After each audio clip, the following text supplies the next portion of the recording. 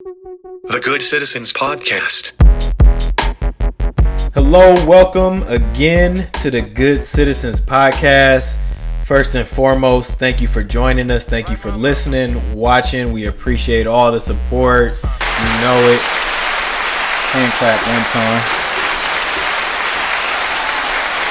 Hey, just really want to make a big shout out to anybody that listened to the first episode, anybody that watched on YouTube. Keep checking us out, keep supporting. We appreciate it. We love the listeners. We love being able to talk about some stuff that you guys are interested in. We love, hey, comment on it. Talk to us about it. If it's something you didn't like, hit us up. If it's something you liked, hit us up. Whatever it is, we're here for good conversation for us, but we're also here for you. So we appreciate everybody that supported on the first one. We're going to go ahead and get started with our introductions like we do every time. You know, we got my man Esquire right here. You guys know who he is by now. You know who he is, you know what he does, and you know he's going to tell us some good stories today, just like he did on the last episode. We got Doc over here, the women's perspective. I have not met one woman that didn't like what she had to say, so we're going to keep listening to her. She's going to make us a little bit smarter. She got the In God I Flex shirt. We loving it. Shout out to Kobe back there behind her. He's a part of the podcast always. Just finished Mamba Day. Just finished Kobe's birthday. Rest in peace to the GOAT. Shout out to Kobe. Absolutely. And then we got Dolo. Of course, Dolo, the wavy one. Yes, sir. You know, if this podcast looks cool, if it sounds cool, if you really love it, it's because of what he's doing with us on the camera, on the audio side. And because of the funny stuff he's saying, too. I know y'all heard some of the cool things he had to say in the last episode. So he got some more. He just keeps coming with them. And then I'm on here too. Give it up one time. As always. Booming.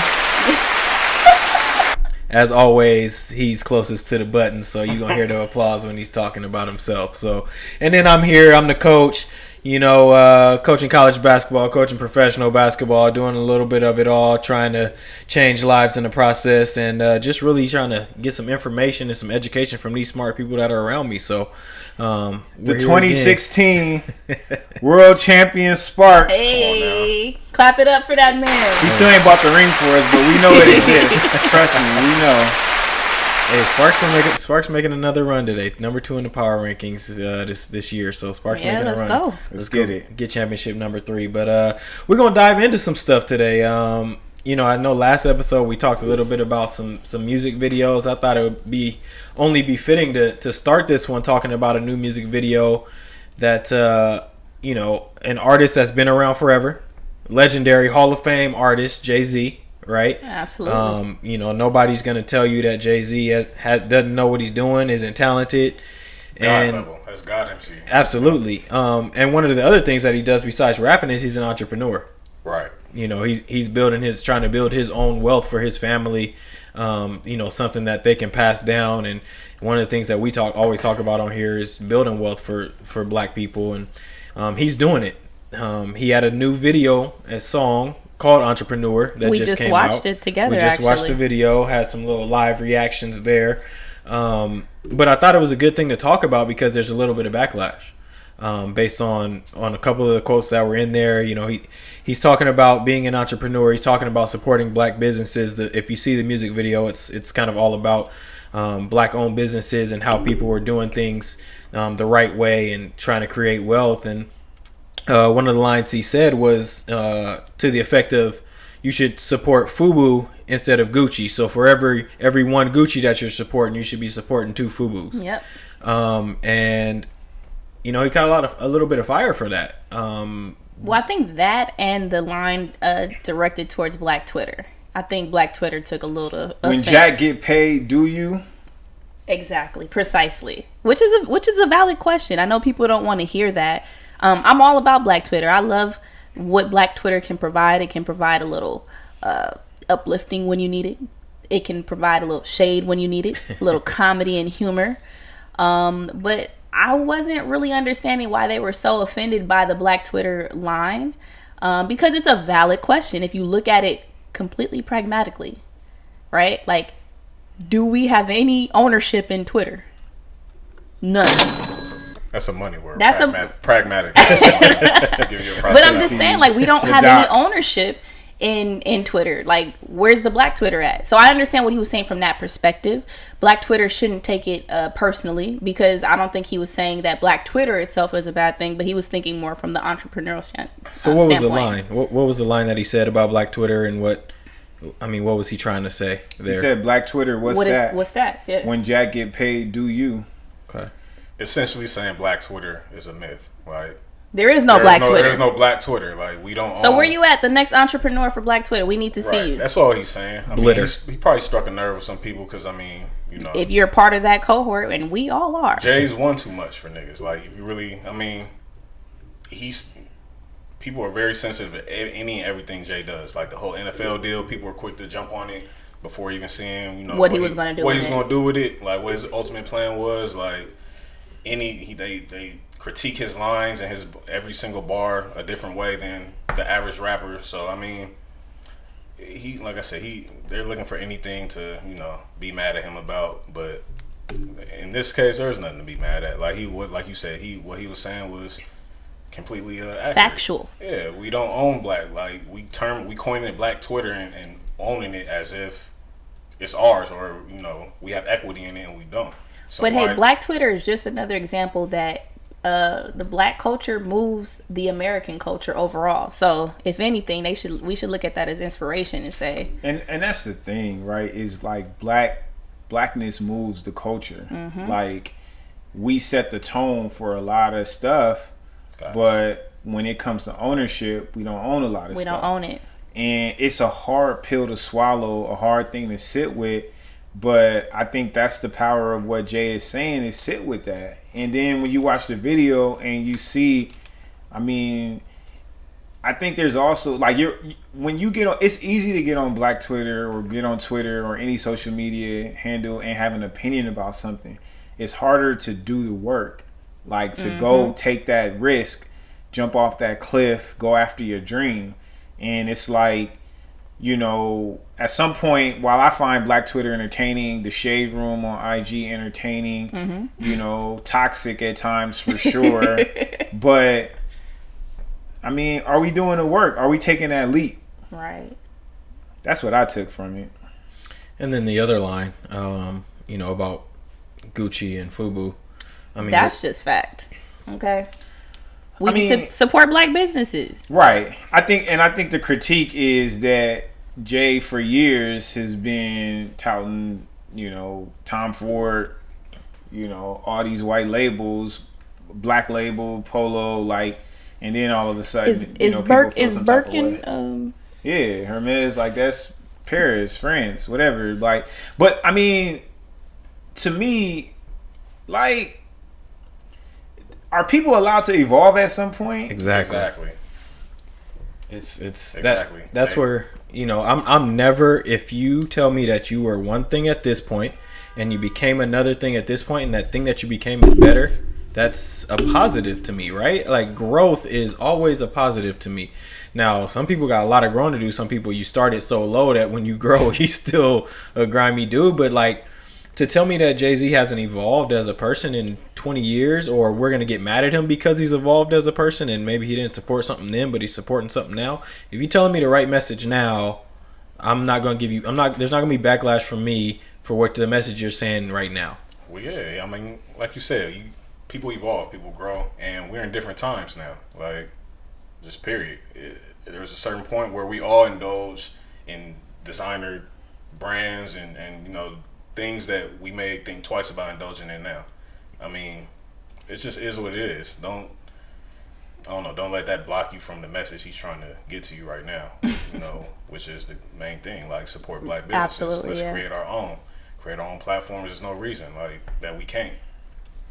Right. And that's part of the thing that's tough for any celebrity, anybody that's living their life in public view, where you see everything and you've seen everything about somebody, every comment, all the decisions they've made. They're living their life in public. When you have somebody like that, it's so much easier to be like, well, you said this 5 years ago or 10 years ago. Because like, if Joe Schmo is saying something now, that's great, but they weren't supporting the cause 10 years ago, I don't know that, because Joe Schmo wasn't on TMZ or MTV 10 years ago. You know what I mean? So that's just part of that is people not realizing, like, yeah, you get to have the wrong opinion in private, as opposed to these people that can have the wrong opinion sometimes in public, and then they can evolve to the right opinion, and they can try to help people. Right. I don't think there's any question whether or not Jay-Z himself has evolved. But just to play devil's advocate, I mean, maybe one could argue the approach is kind of what people were offended with. You know, just like when you're trying to educate or uplift and teach people, sometimes people don't want to be belittled. Or if they're already doing something, like if you're actively partaking in the purchasing of Gucci and you are all about Gucci and you hear that line, you might take offense to that. And I mean, that's what it takes sometimes, though. It does take that, but it's in our faces why we shouldn't support those brands like that, like the whole blackface thing with Gucci, like, and even as a people, we couldn't even, what was the boycott supposed to be, 30, 90 days, like we couldn't even 3 months, we couldn't even be on the same page as a people as far as that went. Yeah. Just put it down for 30, 90 days. But so it's like, yeah, go ahead, B. No, go ahead. No, I mean, but what he was saying was for everyone Gucci. So he wasn't saying don't support Gucci. Yeah, he's saying that's for very everyone true. Gucci, very valid. support two FUBUs. Like, so he's which not makes it even lesser of a blow. Like I said, I was just playing devil's advocate. Right. I mean, and I get, the thing is when you're in the game, like we all play ball, right? Like when you're inside the game, and your coach is telling you some shit, like it may feel like some type of way, but you're gonna take that to see as you're in the game how you can improve your game if you're a real baller. Like, right, you're gonna try and take what they're saying and see if it gives you a perspective so that you can. That's what a coach does, right? They tell you, you know, what's going on, what they see. You take it and you analyze it and you try and respond to it within the game. And I feel like a lot of people who are sitting on the sidelines are fans, and as a fan, like, you got big opinions, but, you know, you're not actually in there doing the work. And I think a lot of people, if you're in there doing the work, I think you're going to have a slightly different take. For sure. And absolutely. Well said. It's about, like, exposing you to your own blind spot, right? That's what you're talking about. What coaches do is they want to expose you to the blind side. You're out there playing and you may not see something. And so it's my job to expose you to that. And a lot of times when you are offended by what someone says, there's a reason you're offended, exactly. Right? Something struck a nerve. Yeah, you realize, look in the mirror. I may not be doing something right. And so when somebody's you're offended because they're telling you what you already know and you're not doing. Right. I always tell people before growth, there's this uncomfortable period. So if you're feeling, I tell people if you're feeling uncomfortable, that's you growing. Mm-hmm. So get used to that. Like my homegirl says, a hit dog will holler. It's true. It's true. Definitely. Bars. So I mean, if you're looking at the overall message from the video, positive, negative, overly positive, what I mean? Oh, it's perfect. I mean, highlighting all the black businesses. I mean, yeah, perfect. I mean, they all need that platform, and there's not a bigger platform than the Jay-Z and Pharrell video. I mean, even the moment of silence for Nip. I loved it. I loved everything. They show LA a lot of love. Exactly. He has to. He's been out Second here for a home. while. Exactly. Second home. Exactly. So there's no reason not to. No, I love the video. I love what it stood for. I love seeing all the black entrepreneurs. It got me inspired. Like, I'm about to go start a business right now. Or just to even support these businesses that some of the ones we saw in that video. I definitely wish I saw the video before I heard the song. Let's talk about the song. Y'all like the song? Me personally, black at first man, listen, honestly, black man. I was not feeling the song at all. Yeah. Like, I hated Pharrell's whispering to me. The beat just seemed a little incoherent. Like, it just seemed a little all over the place. Like, Pharrell is, like I said, like, Jay-Z is a God level MC. Pharrell's a God level producer. They both, like, I both hold them in that, in that type of regard. But at the same time, Pharrell has songs where I feel like he's just, sometimes you can be just like Kanye. Like, you can be over creative and go a little too far. Nah, but yeah, the beat was just a little all over the place for me. I wasn't feeling like I said, the whole Pharrell whispering to me throughout the whole track. I thought it was gonna be like a few bars, maybe even a verse, but then he came back on the second verse and kept whispering to me. And I don't know, hooks that just kind of like repeat the same thing over and over and over. Like I said, at first listen, I just wasn't feeling it. Once I saw the video, it all made sense. I put it all Like, together. I wish I would have saw the video before I heard the song for sure, because I was kind of hard on the song, but it all makes sense with the visual. Yeah, they had a clear vision for Yeah, everything. it's a statement song, so those can be hit or miss. But with the visual, it all made sense, and yeah, I can't say too much bad about it. But I just don't want to hear Pharrell whisper ever again. Doc, what you think about the video song combo? I mean, the whole thing, when I watched it, like I said, it just made me really inspired. What did you think of the song? The song itself, Keep it a buck. I mean, it was like, all right. You heard the song first, right? I did Before hear you the saw song video? first. Alright. I kind of agree with you a little bit in terms of it was like a lot of different levels to the song, and I think it went better with the video. When I just heard the song by itself, I didn't really understand the different levels to the song, because it was like the beat would switch up, the tempo would switch up and change. Again, the Pharrell whispering. But I mean, I thought Jay did his thing on the verses as usual.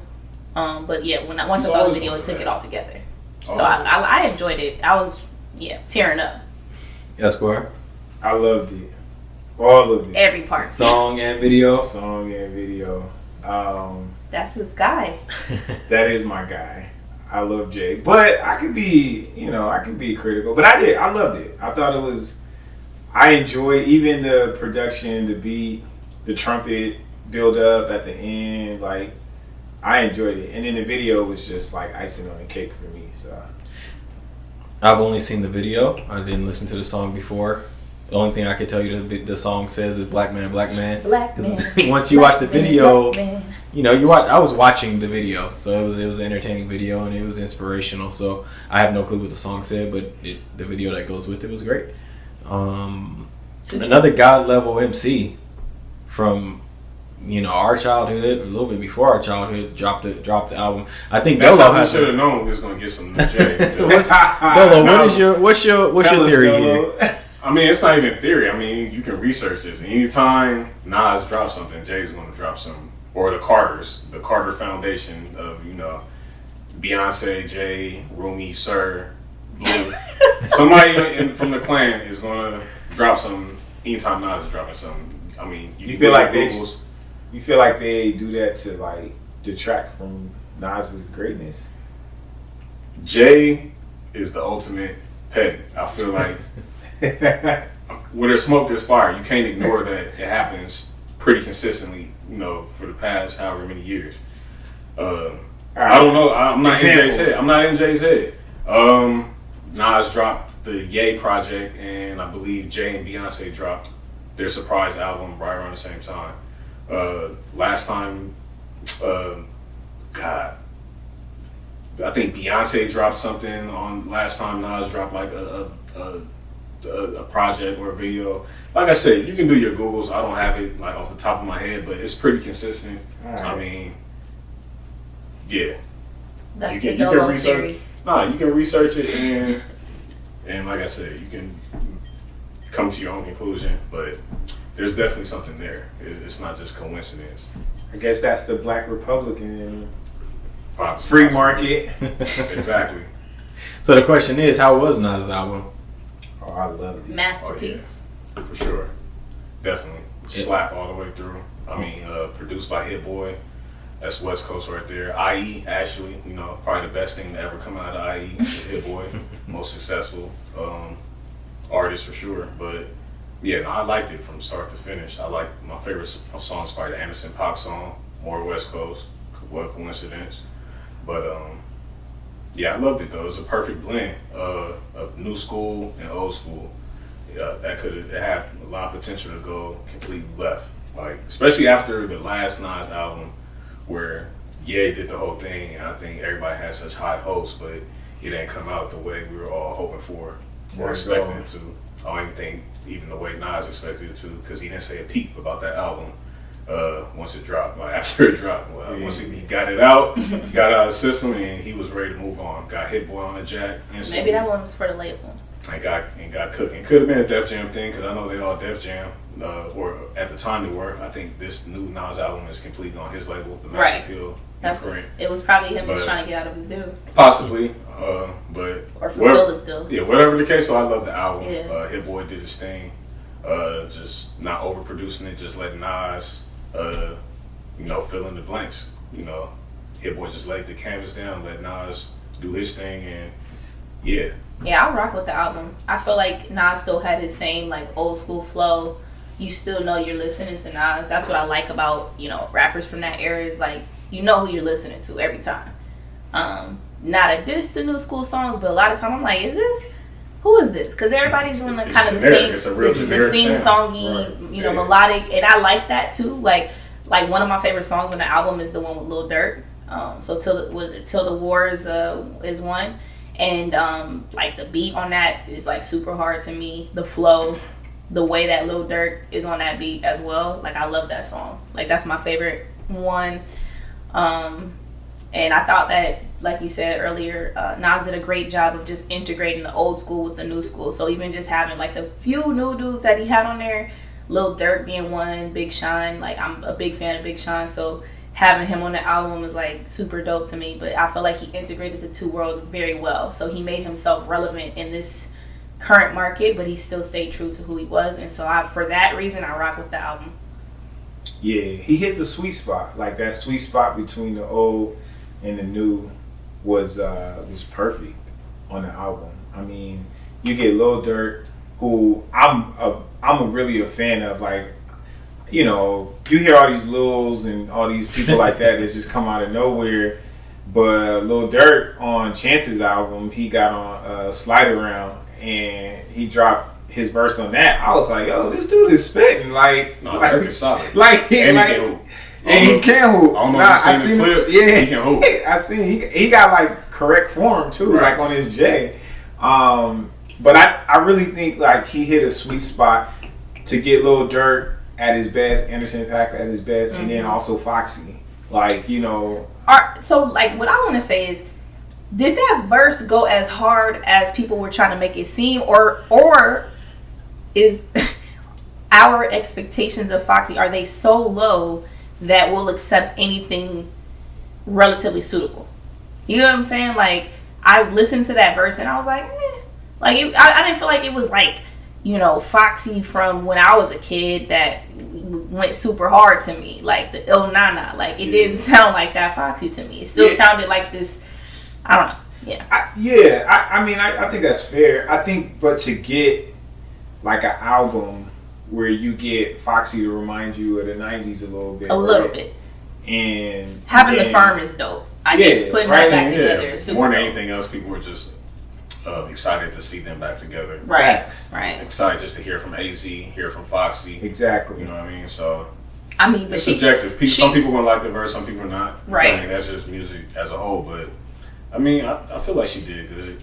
I guess my thing was she sounded like afterward she had some words to say that were quite cocky, and I was like, pump your brakes, sis. Like, like you did all right, but it wasn't like that. Wasn't like the old you that really would have killed it. I mean, she gotta talk that talk. That's hip That's hop. her, right? You do nothing without your confidence. Man, I'm sorry. You could have. I mean, confidence is key, but I'm not with talking without backing it up. Like, I need the product first, and then you can talk. Okay, I see. Okay, so between 1 and 5, how many good citizens green ribbons does the album get? 1 being the worst and 5 being the best. How many green ribbons does the Nas album get? 5 is perfect. Yeah. So I'll give it a 4.5. I think you stole mine. I was about to say 4.5. I'll give it a 4.5 for sure. All right, 4.5. Yeah, I'm gonna go 4.5 too. Like 5, it's just got to be like perfect. Yeah, I mean, like those said, but it's close. Save the 5. Like it's close because I listened to it at least 5 times straight through because it's not that long and it's the album is very short. So do y'all like shorter projects rather than longer projects? I feel like it's actually a little too short. Too short? I do. I mean, because I enjoyed it so much. What's a good album length? Because it's what? What do you think? It's 13, I think. 13 songs. But the thing is now, I think the trend is for songs to be like 3 minutes barely. Yeah. And so at that point, 3 minutes is stretching it. Like most songs now are like like 2 minutes. Yeah, like it's whereas before songs were 4-5 minutes. Like they're half of what they used to be. It's not a Chris Brown album. Chris Brown give you like 25 tracks. Like 40. But that just shows you how much he's creating. Nah, I mean, like you know, he gotta be nonstop. It's a streaming game too. It depends how you want to play it. You know, more songs means more people. I mean, more streams, more people listen to different songs. So it's gonna run those numbers up a little bit for them. Same thing can be said as like with a shorter project. People can get through it easier. You know what I mean? So it all depends on how your fan base, what you know your fan base is looking for, and how you want to play it. But I needed a little bit longer. Yeah, and I want to say that like I was on my way to work and I listened to the whole album and I'm like, bro, is it done? Yeah, like it runs through, and I think it's just because I enjoyed it so much, I just wanted to hear a little more. Right. So. Well, I thought I made a mistake or something. Yeah. Like I'm like, it can't be back on the intro song. Right. But no, I think 13 songs is perfect. I just need them. I guess that's the thing is the length is just not what He it does used have to a few be. short songs on there for sure. Yeah. It is what it is. The album 4.5 was a good album. No, definitely. Hey, so 4.5. That's a great. I mean, it's 38 minutes long, so it's it's on the shorter side yeah, compared short. to, you know what I mean. What y'all think about Ultra Black? The song where he made that like reference to Doja Cat. Doja Cat. I really don't know the whole. I know she said some anti. So he said like Well, Well, I know what he said. before you get to what he said, so her whole thing is like she was discovered to be on a lot of like KK or like white supremacists, chat rooms and things like that. She was in those. I didn't know that. Yeah, Yeah, I kind of heard. But yeah, she was just amongst that crowd in those type of chat rooms and like live streams and all that, just mingling with that crowd. I heard she had some associates that were Exactly. Yeah. And who has associates unless you a part of that crowd? she was allowing. I don't even know. like-minded individuals. I don't even know her ethnicity. I don't know if she's black or what, but I heard they were calling her nigger and all this and that, and like she was fine with it. Yeah, she was allowing it. I believe she's mixed race. I believe she's black and white, if I'm not mistaken. Is she from here? From this country? That I do not know. I don't know. Because I thought I heard something about South Africa or something. Yeah. Well, if she was, that would make a lot more sense. We can Google her. But the actual Nas line where he basically was saying like I'm ultra black, like opposite of Doja Cat, like Michael Blackson black, right? That's and black. That's ultra black, and I understood what he was saying. So I mean, what y'all did you guys? She's from think? Tarzana, by the way. Born in Tarzana. Well, that makes sense. Valley. Was that line inappropriate though? Inappropriate? Nah.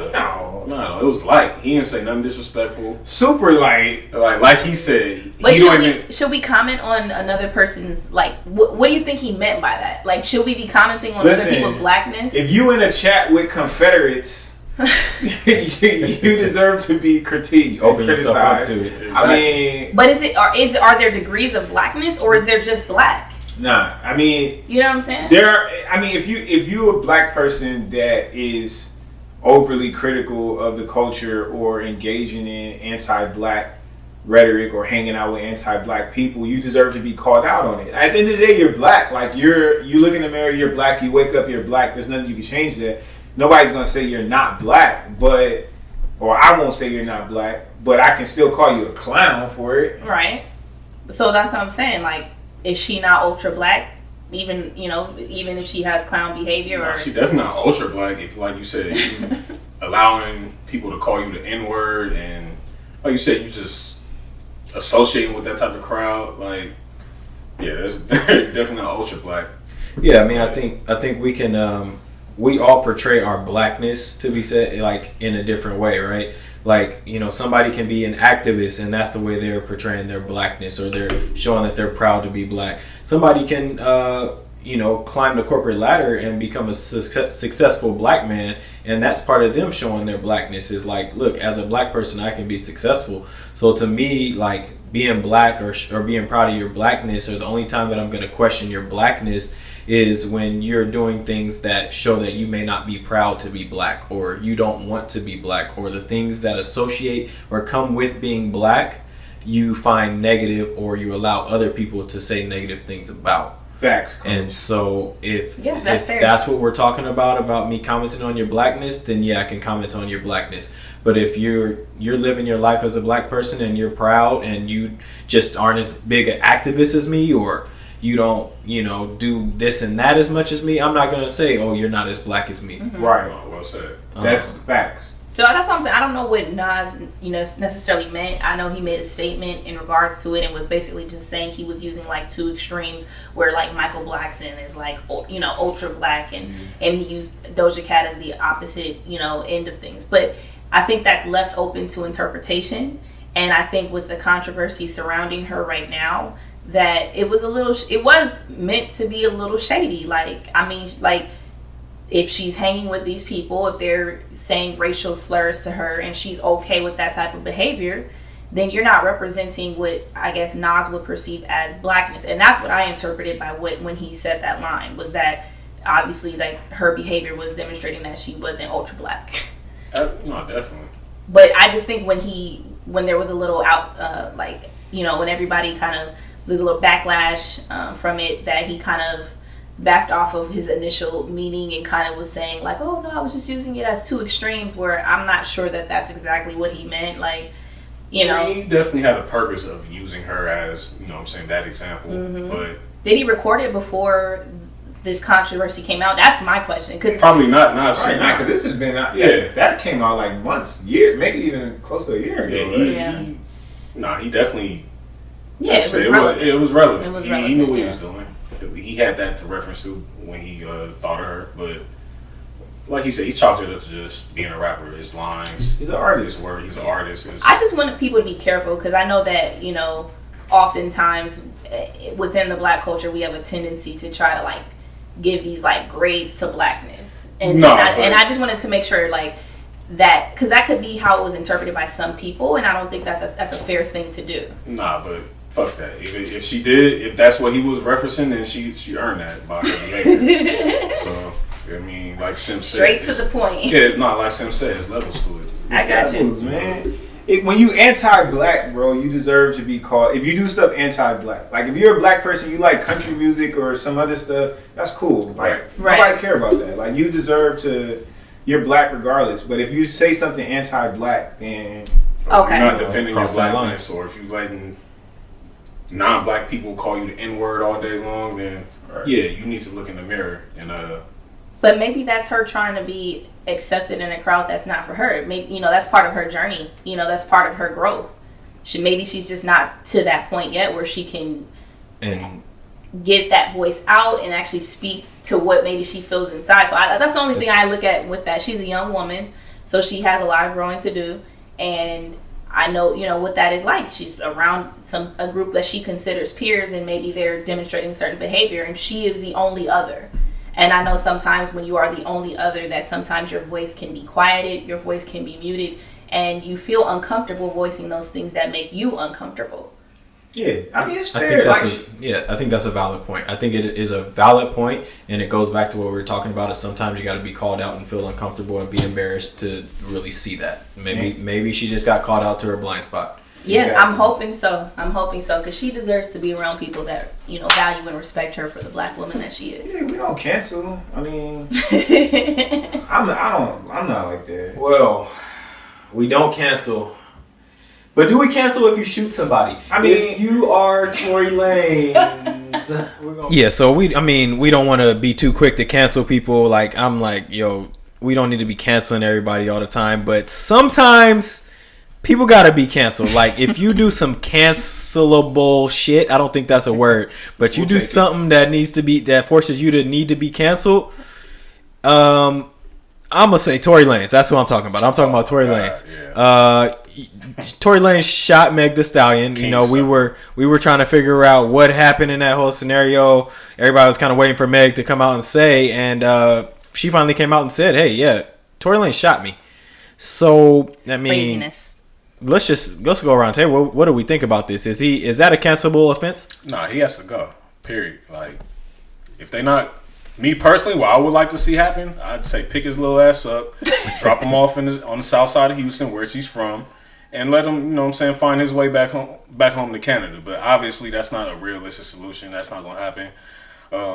You know, obviously, the right thing for a civilian to say is you know, lock him up, put him in jail, let the legal process, you know what I'm saying, take its course. But, I mean, even up to this point, what have they done? I mean, obviously, we got our legal expert here. He can get into the whole legal aspect of it, but nah, he has to go. Like, you come over, you're not even from here. You from Canada, and you come over here. You're an outsider. We invited you. We allowed you to come into our culture because hip hop. I mean, even hip hop, R&B, whatever you want to call them. Black music started, you know what I'm saying, over here by us, by black people. Anybody that's not from over here, that's not black, that, you know, you're an outsider. So when you're an outsider and we've welcomed you in, allows you to come in and thrive in this culture, in our, you know what I'm saying, in our market, you should act right. And you definitely, yeah, he fucked up. He blew it. Because he was on his way. He was in a real good position. But I don't give a fuck if you pilled up, what kind of drugs you on, what you've been drinking. Yeah. So you're saying there's no excuse for that behavior? Even before she even came out and said and divulged what she divulged on Instagram. Like I was telling y'all, just the fact that he pulled out a weapon, a gun. In general. Not just a weapon. He pulled out a gun in an argument with a female. In her presence, period. Yeah. I mean, people were trying to, you know, say, oh, I still need to hear the facts. We don't know that he shot her. We don't know if it was accidental. Just the fact that he had a pistol in his hand during an argument with a female. Like, she was telling us without telling us what you know what I'm saying, the whole time. That's the thing. And the fact that, I don't know, we can get into the different levels of it. Yeah, I'll we let got everybody, more to go. Yeah, I'll let everybody get their initial thoughts in before we, you know what I'm saying, really get into the layers of it. But yeah, no, he gotta go. Give us the woman's perspective. Should Tory get canceled? Absolutely. Because you got a lot of his music on your phone. And y'all know I love Spicy and Pricey. Yeah, I love me some Tory Lanez. Like, I got every project. I listen to him all the time. That's my favorite workout music. It's my favorite riding music. So it's hard for me to cancel him. He's looking at me. I'm a big stan, but it's fact. But so I have to say he's canceled. Absolutely. Similar to like R. Kelly. Like, I loved R. Kelly. And I know a lot of people still listening to it, still stepping in him up, but I canceled him. I don't listen to him. I don't have any of his music. I mean, the stuff that I bought before that, it is what it is, but I don't support him anymore.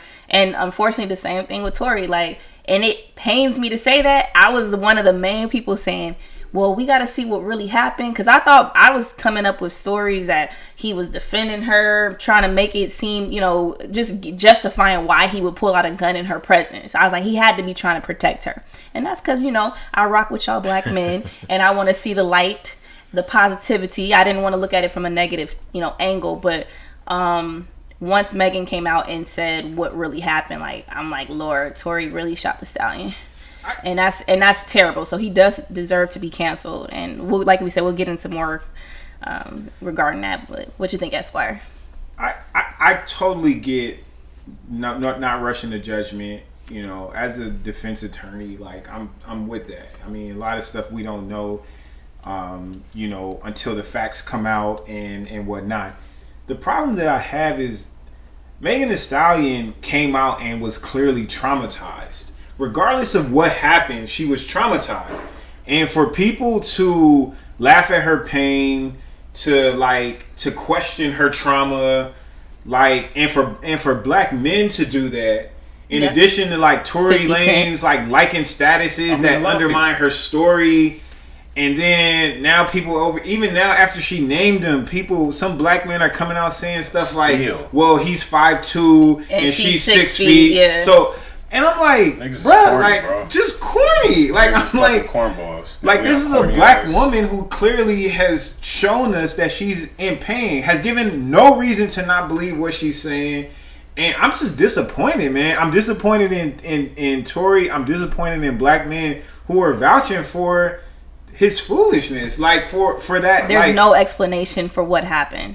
And now that we know that he intentionally shot her, that he was trying to harm her, and again, just the simple fact that you're in an argument or a disagreement and you pull out a gun, like there's no coming back. He hasn't come out and said a word. If any of this is untrue, you're gonna come out and say something to defend yourself. to try to disprove what this woman is saying about you. But he hasn't said a word. He's been radio silent. He's been invisible. What would you advise your client, Esquire? I would tell him to shut up for sure. You don't say anything. But I think with Meg, like how it was clear that she was trying to protect him. Right. I thought so too. But I said, my mind wanted it to be because he tried to protect her initially. And to hear that he actually intentionally was trying to do harm to her, like that honestly hurt a little bit. And her initial instinct, regardless of the fact that he pulled a gun out, the fact that he actually shot her, was to try to protect him. And she didn't say anything because she knew the whole climate. And even when the police pulled up and she's clearly in the midst of that trauma, she still didn't want to mention anything about her being a victim because, again, the current political climate, the current police, the microscope being on police brutality right now, the shooting George Floyd, she didn't want to let them know that this black man had a gun because she knew police are out here killing people and I don't want it to be us. So she was trying to protect everybody, didn't say anything, didn't mention that she was a victim. And I think that's a natural instinct that many black women have, and that Megan completely demonstrated in that night and even the days thereafter, where she didn't even speak up, despite the fact that there was this spin, this publicity spin trying to create these other narratives that would paint Tory in a better light. So, I mean, one, kudos to Meg Thee Stallion. Like, that takes a lot of heart, and I'm sorry that she went through that trauma. Like, that's terrible. Kudos to her for, trying to protect him and all that. But at the same time, we got to make it known that that's dangerous. Like, females should know any nigga that has the audacity or, the lack of fucking manhood to put their hands on you, let alone shoot you or do any type of harm or physical harm to you, they don't deserve your protection. So don't waste your time trying to protect them because, like, they're not worthy of it. Again, that's in a woman, especially a black woman's fabric to protect a black man, to care for us, nurture, make sure nothing happens to us. But in that instance, and fuck the police too, because they obviously see this woman leaking out of her fucking foot. They still talking to her like she's a suspect. Right. Have her go through the motions of fucking putting her hands up and all that type of shit. But it's like, yeah, but ladies should definitely know, like, any nigga that's gonna do something like that to you isn't worthy of your protection. So fuck that nigga. You're not snitching that's not snitching, because there's people trying to create that narrative too, that now she's online snitching on them and all that. That's not snitching. That has nothing to do with snitching. That motherfucker's a scum, and he deserves. People forget domestic violence ends in death often. He deserves. So that's not snitching at all. He does anything and everything he has coming to him. Right. Fuck that. Yeah, I mean, there's absolutely no excuse for that. There's no excuse for doing anything to a woman like that. And like, it's kind of like we just touched on. Like, everybody knows the saying, "Snitches get stitches," right? Everybody knows that, and they try to apply that to everything. Like, but there's levels to it, and two, like, for me, that saying is if you are in the game, like, you're in this game and you're doing a certain thing where, like, this is that code where, like, it's applicable to the streets, right? And not civilians. Everybody's not in the streets. Everybody's not a street figure, a street person, a street nigga. Like, civilians can go to the police if they need to, whatever. Like, one day we gonna talk about how even niggas in the game be singing. Mm-hmm. And believe me, you got less years. Believe me, and as a lawyer, right? Come on now, they be you got singing. all the insight. So I mean, it is some that keep 10 toes down, like, don't. But a lot of people be singing. So if you got some of the biggest killers out here on the streets, you committed a crime and you maybe didn't get what you should have got as far as years on that. You might have said something. They sing. You might have opened your mouth a little bit. Happens every day. Look, you shoot me, I'm telling everybody. Don't shoot me. I will snitch. Females will hold it down way harder than a dude will. That's why go to female prisons. A lot of dudes who are in certain predicaments, certain certain businesses, you know what I'm saying, they employ females to do certain things because they know if she gets caught, chances are she's not gonna tell on me because she knows They hold you down. Yeah, you know what I mean. So yeah. So shouts to Meg, you know what I'm saying? Like, you know, and anybody who's out there defending Tory and trying to justify what he did and trying to create scenarios to where he possibly isn't, you know what I'm saying, the culprit, fuck you too. You a bitch just like you just as much of a bitch ass nigga as he is. Sucker. Like, period. That's sucker shit. I always felt like he was a cornball though. Like, just even his whole But he made good music. He came up as a cornball though. He came up sneak dissing Drake. Like, that's how he got. Ain't he from Toronto? That's how. Yeah, he's from Toronto. He made a name for himself, sneak dissing Drake, and then going on interviews denying it and shit. Like that was my introduction to him. So that's why for a long time I chose not to even listen to his music or even give him a chance like that. And it wasn't up until recently where I was like, okay, he, like you said, he makes some good music. He makes some cool bops here and there. But fuck that, like that's the type of nigga you is. Like, I saw him shoot the jump shot. And I was that's like, when I was. Yeah, that's when I was done. I was like, you can't trust nobody with a J like that, bruh. Broke ass jumper like that. Our fans don't know what video y'all talk about. Hey, YouTube. Go look it up. YouTube. Tory Look at Tory Lanez Lanez shooting a jump shot. You'll want to cancel that nigga too. My goodness. So, you know, as far as the good citizens are concerned, Tory Lanez is canceled. Shout out to Meg Thee Stallion. Keep doing you. Keep making that great music. Yeah. You a rising star. Keep it up. And prayers towards her recovery because I know that was a traumatic event. Yeah, her mental recovery, her emotional recovery, because she's been through a lot. You know, just since her, you know, her whole rise to stardom or whatever you want to call it, losing her mom, and just, you know, her whole label ordeals. She in her 20s, man. Yeah. Her whole label ordeals, and she came in trying to, even though her content is provocative and vulgar, like, she came in trying to show chicks, like, look, you can still be in college and do this. You know what I mean? Like, and like her whole world has been turned upside down. So yeah, I feel bad for her. Facts. But and I just think that as a people, we already have to deal with so much trauma. Like, just if you look at our ancestors, like, the trauma has been passed down to us generation to generation from since we've been in this country. And so to think, you know, you have another black person, let alone a black man, causing that trauma to you is unacceptable, because if we look around, we're getting enough, and we're seeing enough trauma caused to us by other people. And so we got to make sure that we're doing a better job as black people, not causing that trauma to each other. Because if you open a newspapers, those aren't a thing anymore. if you go on Twitter, you go on the internet, you're gonna see it.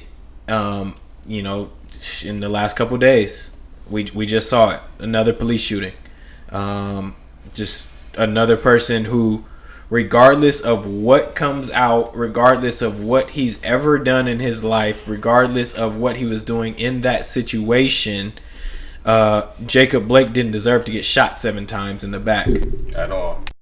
So, you know, it doesn't matter what has happened up to that point or what's going on up to that point. Nobody deserves to be gunned down like that by the police, and their job is to protect and serve. And it's so oftentimes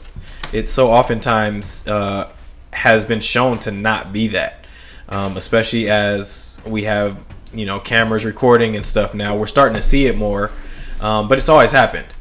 And so, I mean, I think to get a little bit of reaction from you guys when you saw the video, what were your first thoughts? Did you watch the video? And just, you know, it's another one to add to the list, but I'd love to hear what you guys had to say about it. Man, so that, I mean, when I initially saw the video, one, I was just a little disheartened because of the fact that we are still dealing with the George Floyd aftermath. We still haven't gotten justice for Breonna Taylor. We need justice for her. And then to see that we're adding yet another name to that list of people that have been just needlessly gunned down by police. I mean, it was super sad for me to see. But then to see the fashion in which this man was gunned down, again, like you said, regardless of what he did, it didn't justify or warrant that type of reaction from a police officer. And I think that, you know, looking and perusing through the internet, you see a lot of comments, and there's so many people saying, oh, well, that's what happens when you resist arrest. And, you know, but how many times do we see the same situation with someone of a different race and it doesn't end in death? And so, you know, that's my issue, is that why can't you de-escalate the situation like you will with other races? Why does it always have to end with death when it's a black man? And I think that, you know, there's been an argument about defunding the police, and we could say a lot about that, but what I will just say is they absolutely need more training than they are receiving now. They need to be able to de-escalate. There needs to be intensive, honestly, therapy and mental evaluations, because a lot of these men are policing in areas where they've never lived, they've never interacted with outside of coming from this authoritarian perspective. And so they don't look at the people like people. They actually really are physically looking at us as animals, as subjects, and not as the human beings that we really are. And that's the problem. And so when I see that video, that's what I see. I see a police officer who clearly doesn't value this life. There's no reason for that. Those shots in the back. Like, I understand the people that were saying, oh, he could have been reaching for a weapon. But again, how much time did you have to already apprehend him physically? How many cops were there already? It was enough. It was enough. I don't remember exactly how many. More than two, though, right? It was multiple. More than two. 3 in the videos that I saw. Yeah, at least. Fucking cowards, dog. Yeah. Like, so it's like, yeah, the first instinct is to shoot first and ask questions later, and that's not okay. You're dealing with lives here. I mean, there's police officers in other countries that for this reason don't carry guns. Exactly. Go ahead, Dolo. Yeah, I think you should take, like, you know what I'm saying, because you have the most insight and most, you know what I mean, most experience on this topic. I just want to respond to some of the things Doc said as far as like training. They need more training. They have all the training that they need to be able to de-escalate shit like this. It shouldn't take more than 2 cops. You already have this man outnumbered. So how cowardly do you have to be, or you're either cowardly or that hateful. You either hate what you see in front of you that much, or you're that afraid of what you see in front of you that much that you feel the need that you don't see any weapon, but you have to gun this man down 11 times, Seven whatever times it was, they shot him in the back. in his back. In the back, yeah. It's already more y'all than him. Like, so y'all are that pussy that y'all can't, like you said, cops in other countries don't even have weapons. They don't even have guns. So if y'all are in another country, y'all would have had to man up and use your hands to de-escalate, to apprehend this man, to detain him or whatever. But no, these bitch ass cops out here, they have guns. A lot of them have never held a gun before they entered into that field. Never had any type of power before they entered into that field. So they get a little bit of power and they go crazy. And I mean, that's what we get. The problem isn't the training or anything like that. The problem is just the culture. So you don't think longer training would be No, helpful? they know they don't. How much training does it take for multiple cops to apprehend a single unarmed person? But I think part of Like, the problem is they're fearful, though, right? I think if there's a way to train police officers to get over that initial stigma, like I get, like they're not fearful though. It's not fear. You don't think that they're automatically when they see a black man that they have a certain degree of fear? Nah, I think they. No. So I think about Philando. I don't think it's fear. I think they hide. I think that's what they mask it as. That's what they tell us it is. They you know what I mean? When I watch Philando Castile, for example, when I watch that video, right, and he clearly tells the officer that pulled him over, hey, I have a license to carry. I have a firearm on me.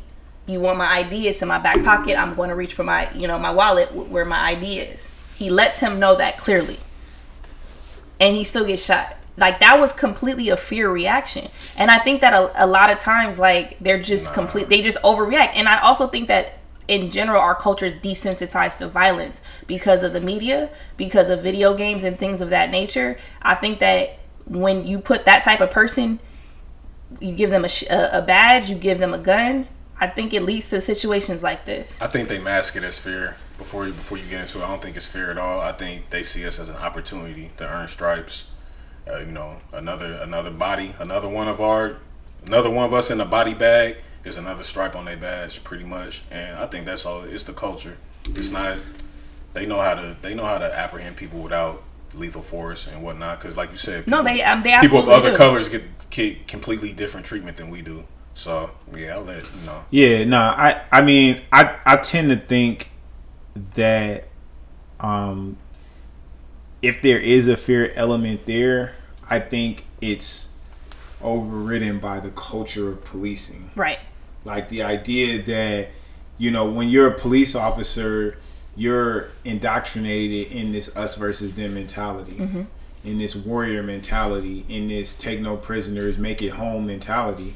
And so, like, with Philando Castile, even if there was that fear there, I think it was completely irrational. It was completely Because irrational. it's like, look, how many times can you say that a motorist has said, "Excuse me, sir, I do have to tell you, I have a firearm on me," and then proceeds to pull the firearm out and start shooting? Right. If he had any intention of shooting that cop, he wouldn't have mentioned anything. He's not about going to that say, Right. "Excuse me, sir, I do have to tell." Like, I mean, and every time I see and hear that video, Right.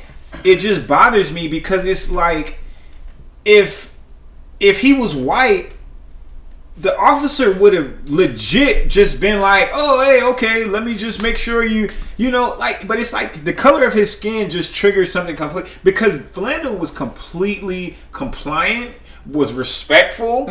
He did everything that you told, right. you know, that, and it's like at some point he's playing, like, you're playing Simon Says for your life. And I think it's funny to me how we immediately jump to, like, these arguments about whether it was justified or not. Like, have you ever had a family member that did some stuff that they wasn't supposed to do, and you're like, the consequence was so great that you're still kind of like, even though you messed up, you're like, look, you know, you feel bad because that's your family member. Society and people who are just pro-cop and all Blue Lives Matter are so devoid of sympathy that they can't even just acknowledge, like, look, regardless of how you feel about the situation, somebody just lost their life. Like, do you want to live in a society where cops just shoot people in the back 7 times like that, are just, and that's just normal in that situation? Like, and then argue about whether that's justifiable or not. But I mean, even dealing with whether it's, you know, justifiable, what needs to start happening is these officers need to be held personally responsible, not only through criminal law, but civil. It's like this: if you continue to get into accidents as a driver, right, whether they're your fault or not, you get in 2-3 accidents in a year, what's your insurance company gonna do? We gotta raise your premiums, bro, because we can't afford to be fixing these cars every single time. Even if it's your fault or not, we're gonna raise these premiums. Make these officers get professional liability insurance. Like, that's what we need to make them do. They need to carry like a policy. do with physicians. We have to get malpractice insurance. Exactly. Do the same thing. Like, when you open a law firm, you got to get malpractice insurance as a lawyer, because these dudes, like, when you're allowed to shoot somebody, you hardly ever go to jail because they hardly prosecute you. If there's a settlement where, you know, the family of the person gets paid, or the person happens to survive and gets paid, the taxpayers, we're the ones paying that. It comes from the city or whatever local agency. And so, like, officers, basically, it's like a moral hazard at this point. Like, they will attempt risky behavior because they know that they're not going to be held. Shit gonna happen to them. Then nothing's going to happen to them. If you tell an officer, like, yo, you keep shooting people like this, or involved in, and think about it. I'm going to give you examples. Daniel Pantaleo, the officer NYPD that Eric Garner, right? That choked Eric Garner. I Can't Breathe. This dude was in the top 2% of all of the NYPD officers at the time with complaints against him. Like, he had more complaints than 98% of the cops in NYPD at the time that he did this chokehold. Had he had to get an insurance against, you know, based on his conduct, his insurance would have been so high that he probably couldn't have even afforded to be an officer. He would have went into another field. Field because he wouldn't have been able to pay the insurance premiums for the conduct. He had 2 civil lawsuits against him at the time for misconduct, unlawful search and seizure, and I think he ran a cop car into a civilian car. Like, this is the dude that you have patrolling your streets. The dude that shot Laquan McDonald had like so many in Chicago. Jason Van Dyke was in the top 3% of complaints against him in the Chicago PD. Like Derek Chauvin that killed George Floyd. This dude was involved in 3 different officer-involved shootings prior to him putting his knee on his neck. He had 22 complaints against him in his career over a 19-year career. That's a ridiculous amount of complaints. Like, these guys, at some point, you have to say, like, we need to start holding these guys accountable personally, so that, and not just putting it on the taxpayers to pay when they mess up like this. And it's like, at some point, like, I don't care about your training, about the justification, and I think I agree with B, and I think the research kind of it supports that the trainings, they're not doing anything. Like, all these police departments have implicit bias trainings. They all have racial, bias trainings. They all are starting to implement all these strategies, civilian oversight boards, and these guys are still doing the same stuff. And while I think, there was a report that came out that said that, okay, in big cities, like, police shootings are declining, but they're happening more in rural cities, which tends to suggest that some of the reforms are working. But they're still happening. I mean, as of 2020, on mappingpoliceviolence.org, like 751 people have been killed in 2020 already by police. At some point, man, it's like, I don't want to live in a society where the people who are tasked to protect and serve are just shooting people like that. I don't want to live like that. And I mean, I don't care whose fault it is, and really, and that's not to say that to say that it's Jacob Blake's fault or anything like that, because nothing he did in that video, from what I saw, warranted him being shot in the back 7 times. But regardless of what his fault is, I do not want to live in a society where police are shooting people like that, point blank. So we got to do something about it. That's great. Yeah. Do you think that there's any role for, like, the actual community engagement part of things? Like, do you think part of the problem is that they're coming from these other communities where they don't understand maybe the culture or the people that they're actually policing? Yes, I think it's hard to hate what you know, like, and who you build relationships with. Right. So I do think that if people were to take the time to build relationships, it could help. But I think at this point, the culture of policing is so bad. It's malignant. It's toxic. It's so toxic that I think it needs a massive overhaul. Whether you want to call it defunding, and let's be clear, like, defunding is not just taking, money away. It's reallocating those resources to things that actually help public safety. Right. Because we know that public safety and policing, like, police don't necessarily prevent crimes. Like, they respond to crimes is what they do. The biggest predictor of violence in a community is poverty, regardless of race. Where there's tons of poverty, there's going to be tons of violence. And so, if we take those resources and we, give people the resources, educational resources, housing resources, things like that, give people some hope, some ability to live, some skill set so that they can build on their own, you'll see that these neighborhoods are going to turn just like into Brentwood, Beverly Hills, wherever. Like, we see defund the police. It's in Brentwood. Right? Like, we see what abolition of police, and police not shooting people left and right looks like. We know what that looks like. It's in Beverly Hills. So it's like, don't tell me it can't be done. It can be done. It's just, police are built to maintain a status quo, and that's a racist society built on white supremacy that this country has refused to deal with. And and police brutality is just another evolution, another manifestation in the evolution of white supremacy. Well said.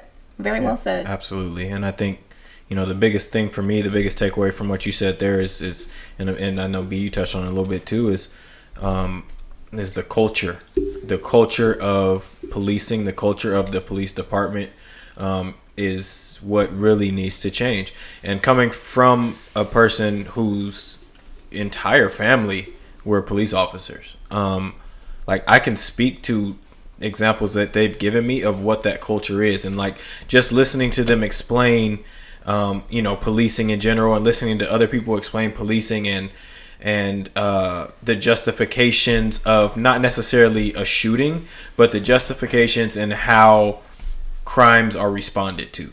So somebody gets pulled over, and because the culture of policing has become, or maybe always was, us versus them, as opposed to how can I help the community, there's already, as soon as somebody gets pulled over, it clicks into police officers' head as, okay, this is a possibly dangerous situation for me.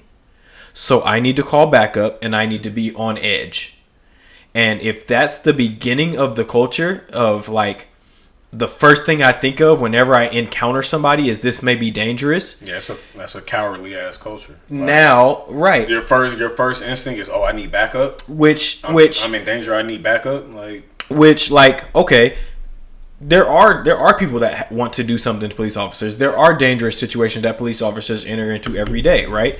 But because your culture is to respond to everything in that way, now that lets any other bias that you have come into play. So if I'm coming into a situation already saying this could be dangerous, and now I see a black person who, I don't know this black person, but I've seen a lot of black people on TV shoot people, or I've heard a lot of black people do this, or I've heard a lot of black people do that, and now I see a black person, now that bias kicks in, and not only is it a dangerous situation just because I've been told that everything is a dangerous situation for me as a police officer, but it's a heightened thing with this black person. And so now that kicks into either fear, or I'm just going to do whatever I can to make sure this doesn't happen to me, or make sure I get them before they get me.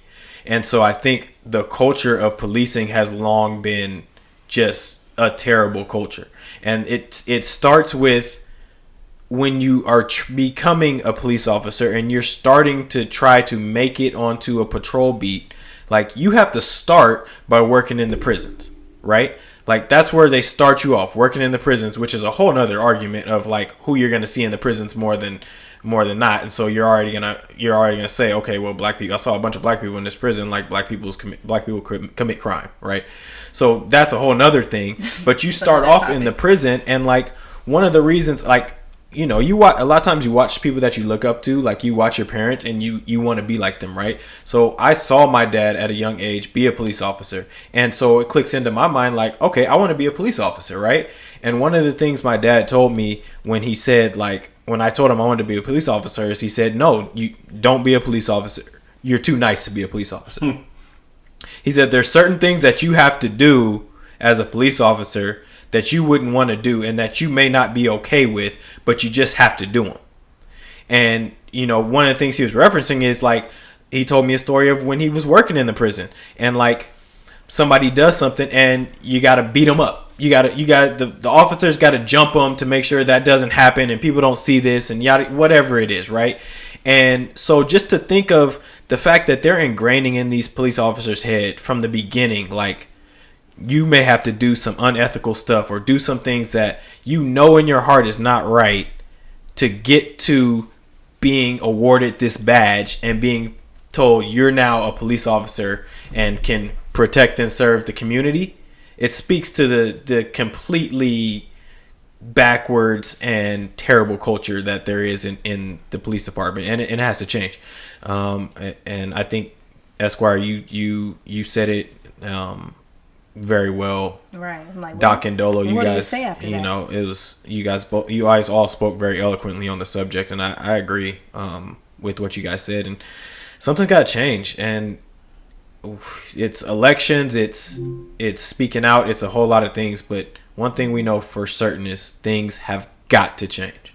Facts. Yeah, and I don't know what the first steps are, but I'm because tired. obviously what we've been doing hasn't been enough. I mean, they completely disbanded the Minnesota Police Department, right? After they went, the city council voted to do it, which is a process in and of itself. So currently it's not, but they have voted to start doing that. So I mean, but just look, Minneapolis, they had to physically go and burn that police station down for them to even get to that point.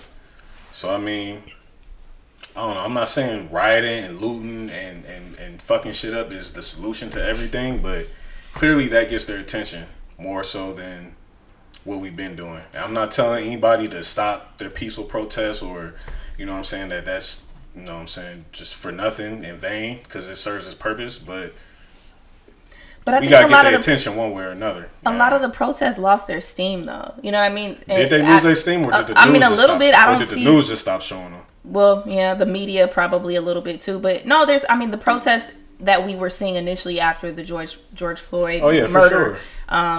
We let up.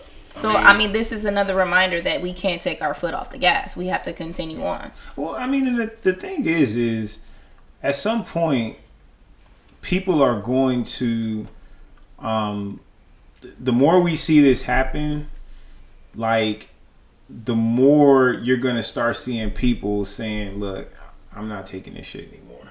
Like, it's you know, if you look at, like think we all grew up out here in LA, right? 92 riots, like, you know, and the big thing was like, oh, it's in the black neighborhoods, like, y'all going to tear up, which is a thing in of itself, because we were just occupants, not owners, right? Right. But now, like, everybody's like, well, why do y'all go to the black neighborhoods? After George Floyd, we took that shit to Santa Monica. We was in Santa Monica, Fairfax, you know, at the Gucci store in Beverly Hills. And I think what you're going to see is, especially as the wealth gap continues to grow wider, right, and there's the classism issue of people just going without jobs, without means, without income, all that stuff like that, and then you add in the racial aspect of it, we're getting to a boiling point to where it's like, you know, they've been, you know, keeping us from playing the Monopoly game all these years. Well, at some point, we just gonna flip the Monopoly board over. And ain't nobody gonna play. Right. And we gonna burn the whole shit down. And it's gonna come. I'm telling you. I mean, it's just gonna happen, because when you don't give people the opportunity, a fair chance to actually, we know, because we play, for y'all that don't know, we play Monopoly all the time. And we are Monopoly pros. I take this forward against anybody. But, you know, at some point, if you can't get something done, and if you're just being restricted from playing the game, forget the game. Fuck the game. Fuck it all up. Nobody gonna play. It's time for something new. Right? And that's what we're moving towards. And it's like, you know, all these politicians and all this stuff, they want to pass these laws. They want to pass the country down to their children and stuff like that. Y'all keep messing around, ain't gonna be no country to pass down. I'm telling you. Right. Now, I absolutely agree with what you said earlier in terms of just kind of the reallocation of funds, and I think that that's the key right there. Is like we're looking at the disparities within this country that exist across all lines, whether you're talking education, strictly financial, like those health disparities, all of these things need to be completely erased. And yeah, I think the first step is starting to funnel the funds to the areas most in need. For sure. Yeah, it's a conversation that can go on for days, because I mean, there's a lot of layers to it. But yeah, I mean, well said. Yeah. On everyone's part. Yeah, and I think certainly as we continue to kind of be on the subject of police brutality and violence against the communities, and I think what has long been a misconception is that you know, gang violence is a one-way street. Is that, you know, there's these bad people in in cities and in communities that form these gangs, and we need the police to come in and break up these gangs and put all these people in jail. But if you really look at what a gang is, like, a gang is a group of people with a plan and objective to go commit crimes or go do something to a certain people or go mess up a certain situation. And so a gang can be anything. A gang can be people on the street, and a gang can be a police department as well. And so, I think if you really are drawing back and looking at the definition of what a gang is, it's clear to see that there's multiple gangs within police departments right here in Southern California. The police are a gang, and there's gangs within each station. With there's sets and within those gangs. Right. Like, yeah, those are the most dangerous gangs, the police gangs, the banditos, the executioners, all of them, the Vikings. They're countless police gangs, and they're way more dangerous than any hood or set you may have heard of. Because you talked about the definition of gangs, but our gang started as community, uplifting, protection. Yeah, exactly. Gangs were formed to protect the community because police weren't protecting us, and we needed to formulate, our own source. They were in place to protect and regulate our communities that we inhabited, but which is we can get into a whole nother topic of how it all turned to violent, the left turn to crime, right? But yeah, that was the main purpose. I feel like it's a long road back to that, getting to the original, purpose of the gangs, but it's got to start. Like it takes the gang members at the top to be aware of that and to be willing to look. We need to stop warring with each other and get back to the original purpose of protecting our hoods, protecting our territories, because these police ain't doing it for us. How do you get rid of those gangs within the police system, the sheriff system? We can't do it. I know, but I'm saying how do they go about that? Like, what do you do there? So, what I've noted is that, one, there seems to be a culture of trying to sweep it under the rug as if it doesn't exist, when in fact we know that it exists. We've seen the tattoos. There's countless news stories and things in the media, and so it's kind of foolish to pretend like it doesn't exist.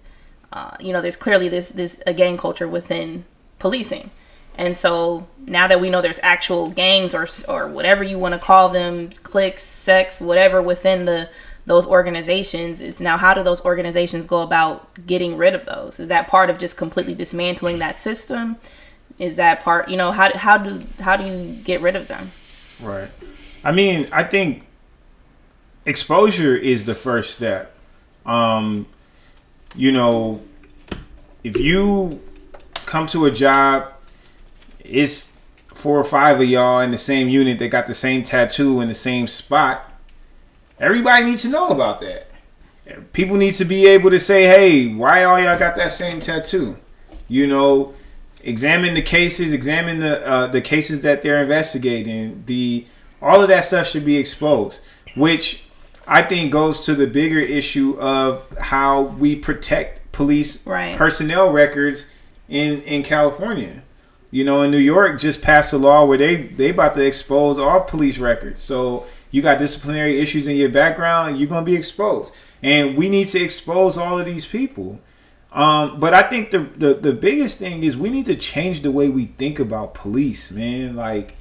And I think that it's easy for people in affluent neighborhoods to not think about police in the way that other people do, because they just call the police when they really need help. When somebody comes in their home, when somebody robs them, burglars their home, whatever.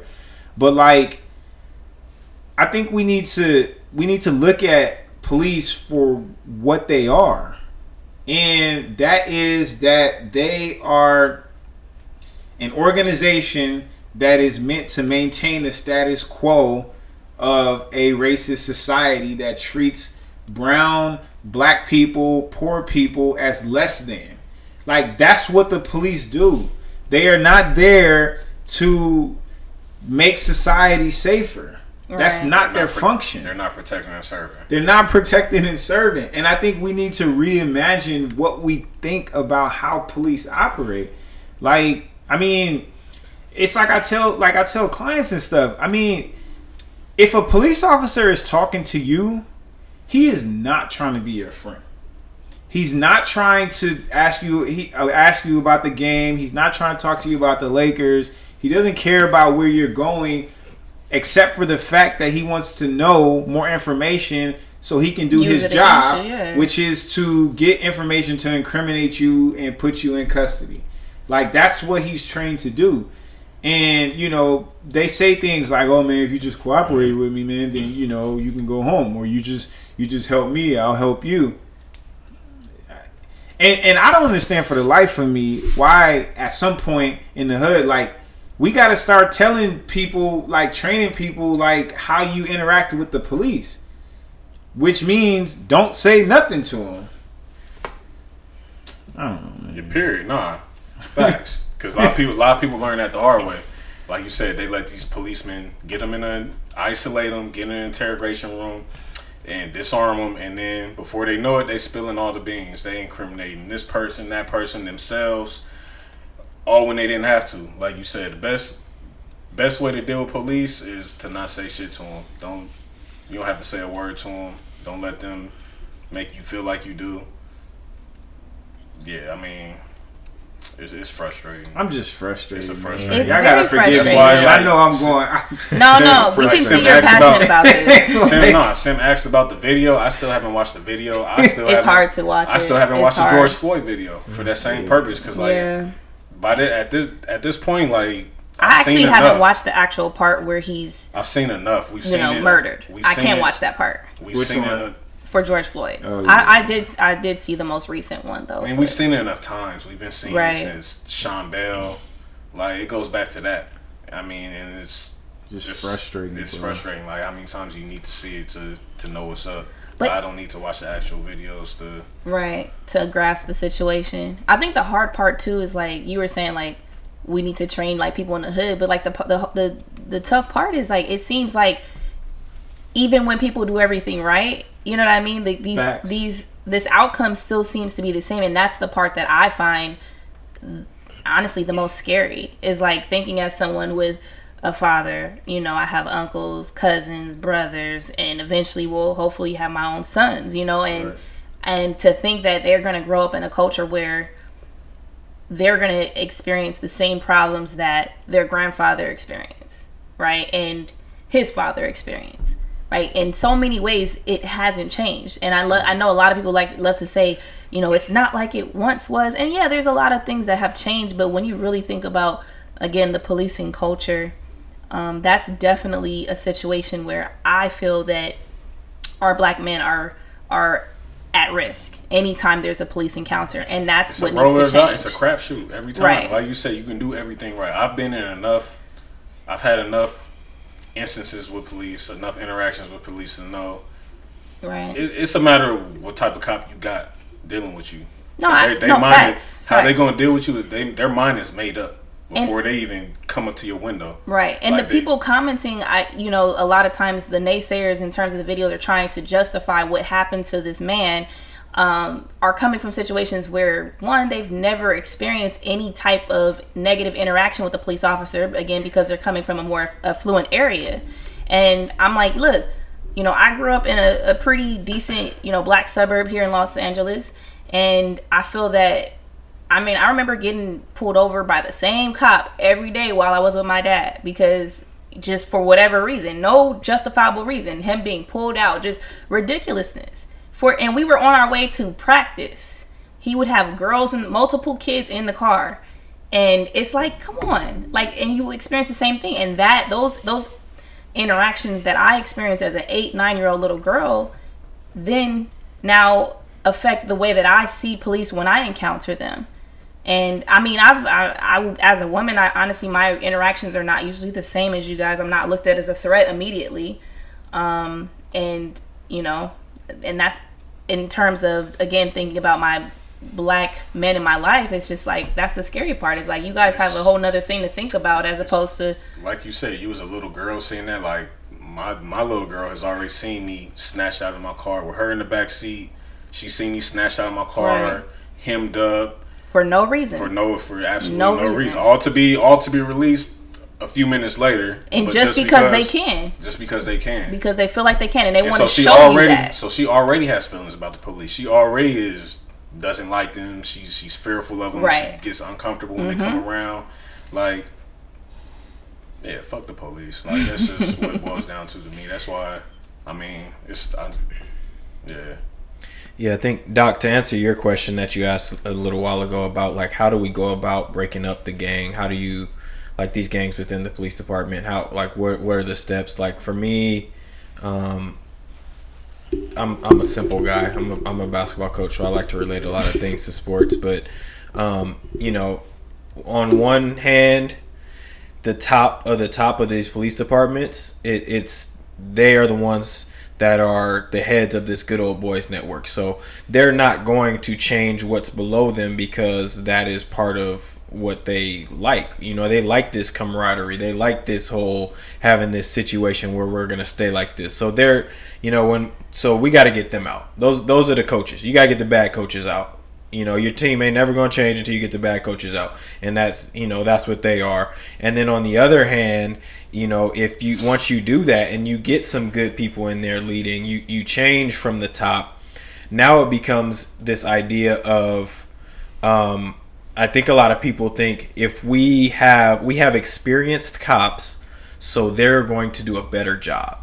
Because they've been there, they've seen that, they've been in these situations, they're inherently going to do a better job. And I don't think that that's true if the culture is bad.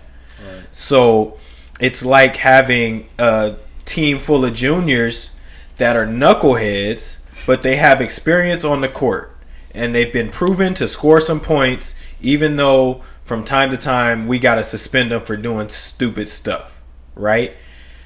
And I can roll with them as they're going into their senior year, and we're going to keep dealing with the same stupid stuff. They may score some points, we may win a couple games, but we're never going to be all that successful because I'm always going to have to deal with them making the same mistake over and over and doing stupid stuff. Or I hand it over to a new crop, maybe some of my younger players, or I bring in a bunch of freshmen that have no clue about playing the game at this level. They've never been there before. They don't have the experience. But you know what they also don't have is they don't have the bad culture. They haven't learned what it means to, in a police department's case, they haven't learned what it means to hate a certain group of people just for being that group of people. Right? So if I can bring in those people that maybe aren't as experienced, but they haven't learned the bad things either, and trust and train them and teach them the way that they're supposed to go, now we have a better chance of fixing that problem. And so that's the way I kind of relate it back to sports. But, for that to happen, again, it's got to happen from the top. And starts at the top. It's got to be a decision to do it. So it's not just good enough to get the right people in at the top.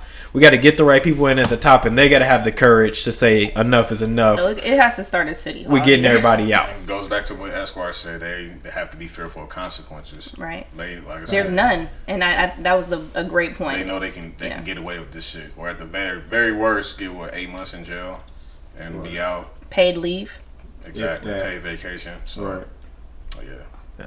As we talk about just having to change things from the top, and where power and constructs and things don't change unless you change it from the top, that brings about conversations about this upcoming election, and obviously we're looking to elect a lot of different things, but most importantly we're looking to elect the president.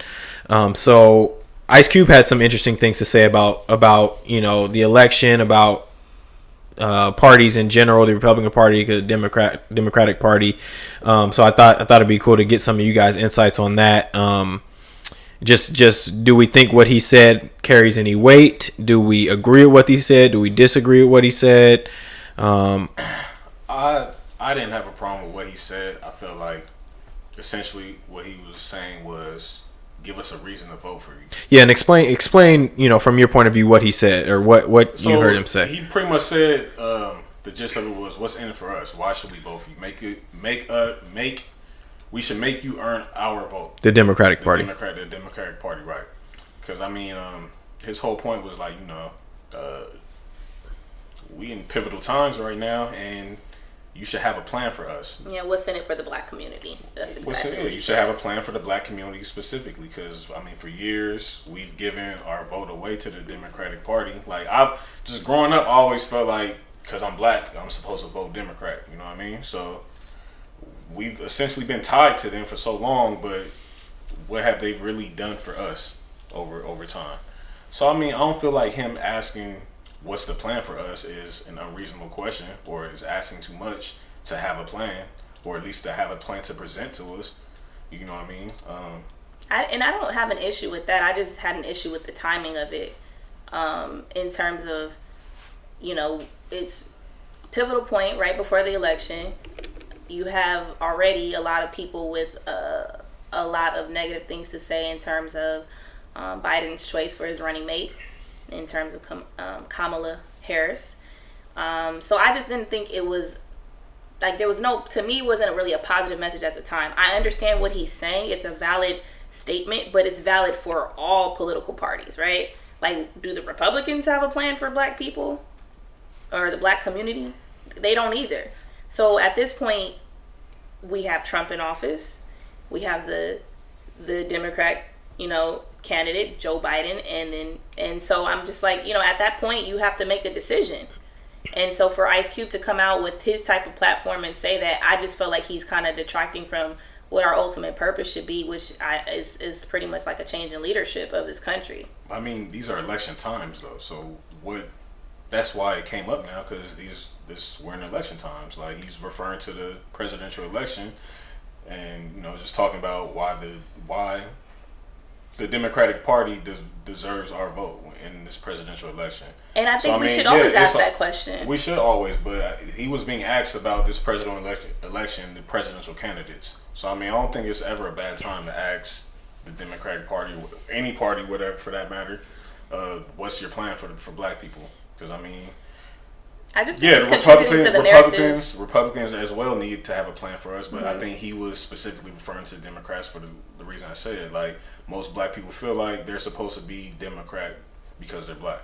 And I'm against that. Like, I feel like you should kind of explore your own personal beliefs and for sure, political ideals and decide which party you align with.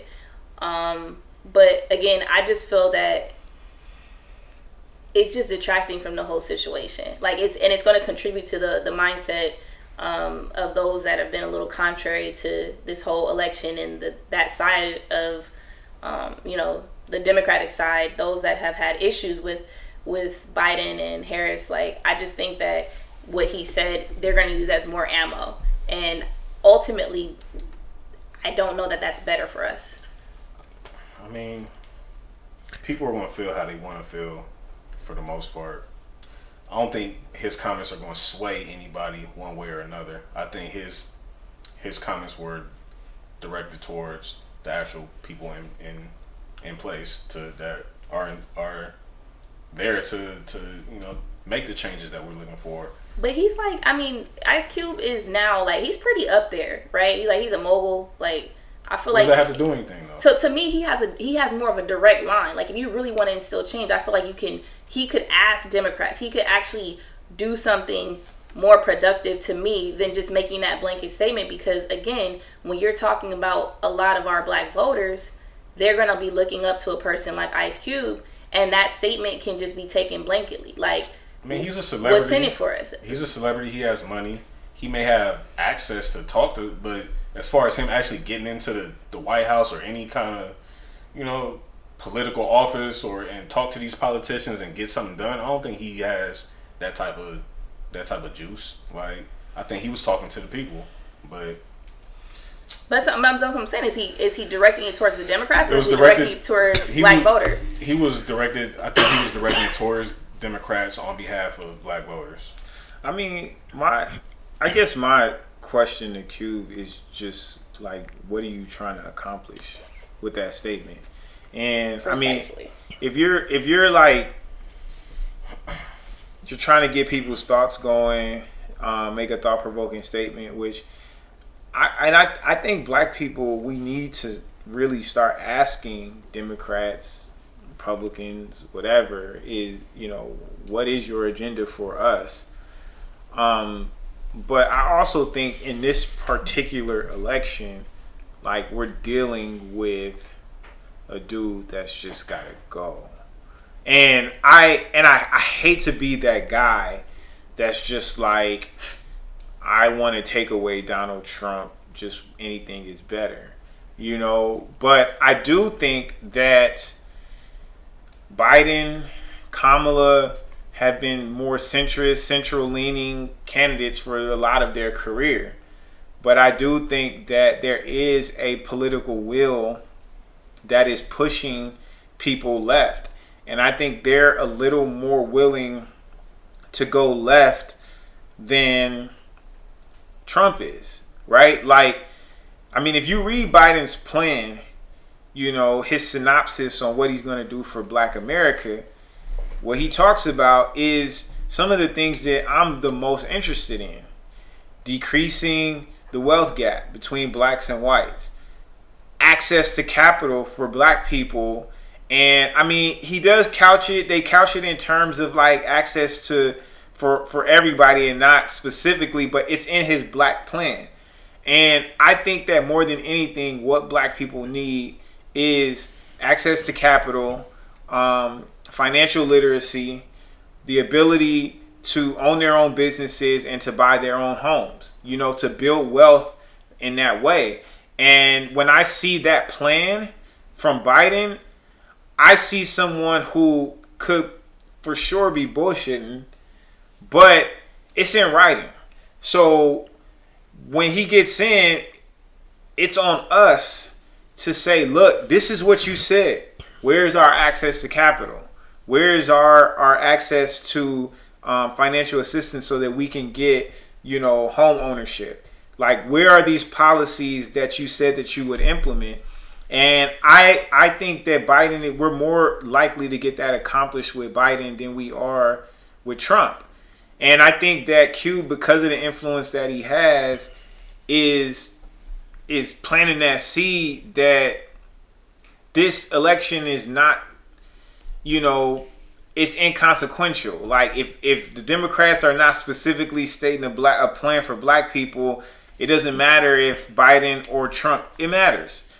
I mean, Trump is revamping the judiciary. He is, you know, he's putting all his goons in places, you know, to carry on the racism, the conservatism. You know, God forbid that Ruth Bader Ginsburg leaves us. But, like, if Trump gets to pick another Supreme Court justice, I mean, that's a conservative majority for the next, like, 30 years. You know, so, I mean, and you talk about these people are the ones that decide whether we have rights or not. You know, whether our constitutional rights are valid. And I mean, Trump, he gotta go, man. Right. He's that's just gotta enough go. reason right there to vote. To go ahead and vote and realize that the person that we have as, you know, head of our country is not the guy. He's not the guy for the job. I agree. It's important. It's essential for everyone to exercise their right to vote. But at the same time, I feel like everyone should educate themselves before they Absolutely. vote. Don't just go vote because of what you hear the people around you saying, For sure. or because of what you see on TV. Educate yourself as much as possible and make a decision based on what you feel in your heart and what you see on paper and what you interpret. But what do you say to people who feel like, well, I voted last time and the person that the people elected, the person who won the popular vote, lost the electoral vote. So how does our vote really matter? When people make that point, what do you respond with? It was a lot of people that didn't vote though, and I would say regardless. So I mean, Trump lost the popular vote, right? and still Absolutely. won the presidency. And I mean, for states votes. like California, it didn't really matter, but for a lot of those swing states, that's where it was really pertinent. And a lot of people that voted in the prior election didn't show up and come out to vote. And again, part of the reason in that election, I feel like the overall sentiment was people were not happy with either candidate. Right? Is there any scenario that a president can win the popular vote and lose the electoral vote, but win the presidency, or is it with the electoral college. Yeah, It's the electoral college. So what do you say to people who say, well, then, or ask you, how does my vote really matter then? So at the end of the day, the votes are pretty much weighted, right? Like based off of population. So there's more electoral college votes for more largely populated states. California has the most. And California has the most for that reason. So yeah, if you can win more numbers in a certain state, if they don't have that many electoral college votes, it's like it doesn't matter as much. Right. I mean, it's just where there's the battleground states where it can swing either way, which are largely populated, like, you know, your North Carolinas, your Michigans, you know, Midwest, states like that. You just, you know, they do mean a lot more because of the way we have the electoral college set up. Why we have an electoral college is a great conversation. Right, that's another and is a very valid, you know, point. I mean, is this really a democracy, right? The will of the people, you know?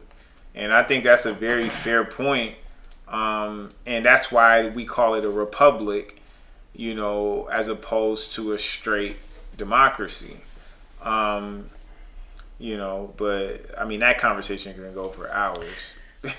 Yeah, I think what I would tell people in that situation, and like, I am one of the people that can kind of have that feeling of like, okay, like who I voted for was not who got in, so what was the point? Obviously, you know that there was a point. Like, you know that if I don't vote, then one, I shouldn't be complaining because I lost my right to complain. But two, you don't sit something out because it didn't go your way.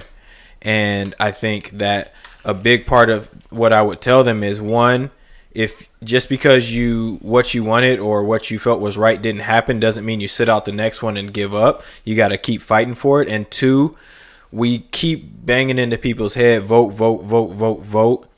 Great. Go out and vote. What are you doing in the 4 years in between then? Who are you helping to educate? How are you helping make it so that everybody and more people realize the importance of voting and realize that they need to do like you said and learn about who they're going to vote for, not just vote a party or not just vote who their parents or their friends are voting for. So, you know, I would say that should be a reason and an encouragement to you to try to educate people to go out and vote and make the right decisions and be educated in this scenario, so that not only will your vote matter, but the people that are supposed to be voting and the people that are going to make smart decisions in different states, not just our state, are going to go out and vote and make things matter in those states as well. So, I mean, I think that would kind of be my message to those people, because I get it.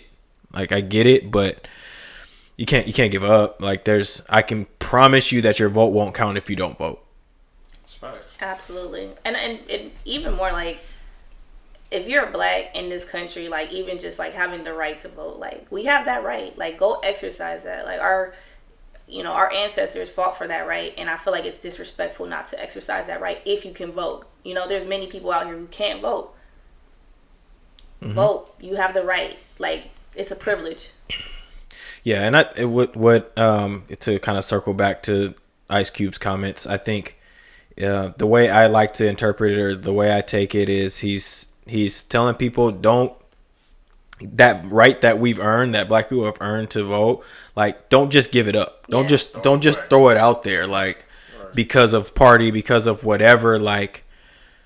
And I agree. Figure it out. But this is the time we can put the pressure on the Democratic Party, and that's fine. But I think, like, my issue again, I just want that to be, like, clear, because it can be misconstrued. It can be perceived as if you're saying, like, you're not really for this change in the regime or whatever, you know. And I think that ultimately that will be counterproductive towards the overall good of the black community. Man, y'all know who is, like, one of the greatest, just wisest prophets of our time, man, is Nipsey, dude. Like, if you listen to, like, when he talks about what it means when he says the marathon continues, and you listen to him talk about, like, a lot of people approach things as a sprint. Mm-hmm. And changing your mindset. And I mean, it's just, that's why it's just so sad, like with Kobe and Nipsey, because if you combine the marathon mentality with the Mamba mentality, you can't lose. Like, you can't lose. And I feel like it's like you were saying, Doc, like, you know, or what you were saying, Sam, about like, what are you doing in between that time? Like, understanding that this is a marathon, you know, and like Nip said, man, you got to run a lap and the marathon continues, you know, like, and what are we doing to make sure that we're carrying that baton to the next person so that the marathon can continue? That's what we all need to be thinking about, regardless of who wins, who loses. You know, we need to be continuing that marathon. Regardless. Absolutely. Wise words. Yep, I love it. All right, well, we're getting to the final segment of the show. I know you guys remember it from the last one. It's going to be one of you guys' favorite segments, I think, and that is parting shots. We're going to have the pleasure of getting our parting shot from Esquire first today. Is this supposed to be like a negative thing or just whatever you want to say? This is your last chance to leave an impression. Say whatever you want to say, whatever's on your mind. I just want to shout out my wife, man. A whole wife, y'all. A wife. Yeah, this man just got married, y'all. Congratulations to the Esquire. Esquire.